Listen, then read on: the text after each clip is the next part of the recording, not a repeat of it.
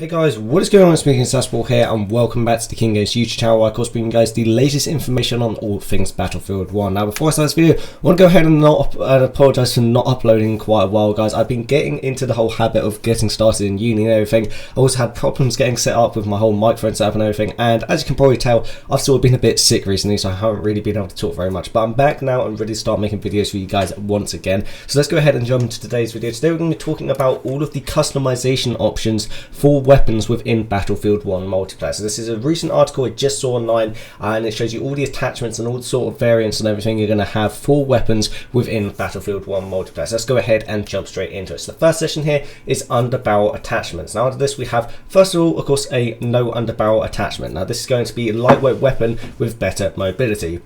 We then have the bipod, which is activated automatically when prone, peeking over cover or standing behind cover. Obviously a bipod just sort of increases your aim. It's like really useful when you're like sort of lying down or anything like that.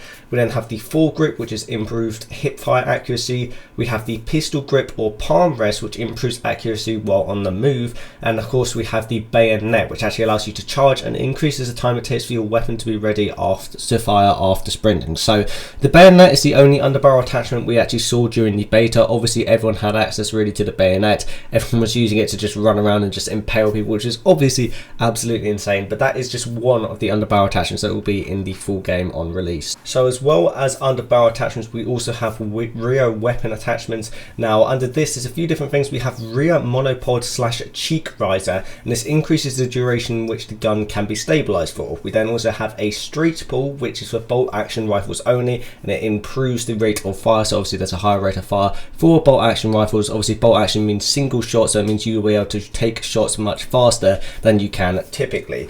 As well as that, we also have the recoil pad / butt plate, which is improved handling. It also improves on the iron sight. We then have the barrel cover, which is only for LMGs, and this reduces overheating. So obviously when you're using the LMG, it overheats quite easily, and then obviously you can't use it until it's gone down again. This sort of just reduces how quickly it will overheat.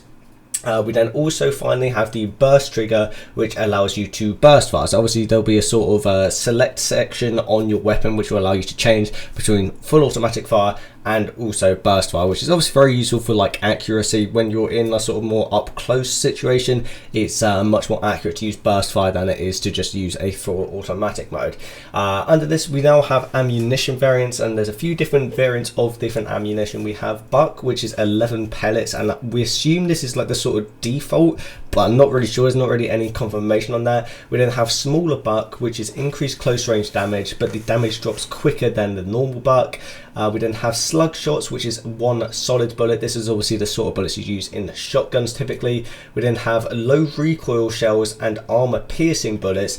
Don't know a huge amount of details on these, they've sort of been left blank. And then finally we have the flat trajectory sniper bullet, which trades damage for improved accuracy. So that's when using your sniper rifles, you want to increase your accuracy, but it will also decrease the amount of bullet damage you do. Next up we have barrel attachments / replacements. We have the default barrel, which is a lightweight weapon, better mobility. We then have the flash hider, which is reduced first shot recoil. The heavy barrel, which gives you better accuracy. The short barrel, which reduces the time to wait until shooting after sprinting, but also gives you worse accuracy. We also have the full choke, which improves a shotgun's range. Obviously when you're using shotgun, you want to increase the range of the shotgun, you'll put on the full choke. We then have a spreader choke, which improves the area saturation. This is again for a shotgun, so obviously we'll have a wider shot. And then we also have something called a duckbill choke, which we don't really know exactly what that is. We then have different types of magazines. On the extendo magazines, we have small extended magazine, regular extended magazine, and extended magazine tube.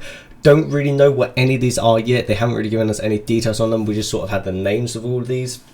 We then have attachments for vehicle operations only. So obviously you have separate classes for when you are using the vehicles within Battlefield 1 multiplayer.